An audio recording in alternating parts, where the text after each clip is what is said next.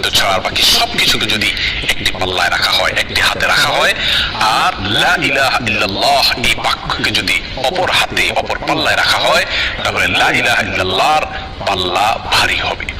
এত ওয়েটফুল এই আমল, এত ওজনী এই আমল, এই জিকির।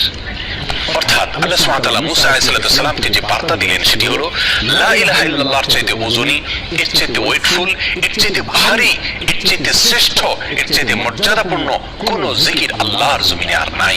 প্রিয় বন্ধুগণ, মুসা আলাইহিস সালামের জন্য সবচেয়ে স্পেশাল দোয়া হিসাবে, সবচেয়ে স্পেশাল জিকির হিসাবে আল্লাহ সুবহানাহু ওয়া তাআলা যে দোয়াটি নির্বাচন করলেন, যেটাকে সবচেয়ে ওজনী আমল হিসাবে আল্লাহ সুবহানাহু ওয়া তাআলা স্পষ্টভাবে ব্যক্ত করলেন, সেটি হলো লা ইলাহা ইল্লাল্লাহ। অথচ লা ইলাহা ইল্লাল্লাহ এটাকে আমরা খুব সাধারণ একটি জিকির মনে করি, খুব সাধারণ একটি দোয়া মনে করি, আমরা বিশেষ আমল খুঁজে বেড়াই। অথচ এর চাইতে বিশেষ, এর চাইতে স্পেশাল কোনো আমল আল্লাহর জমিনে আর হতে পারে না।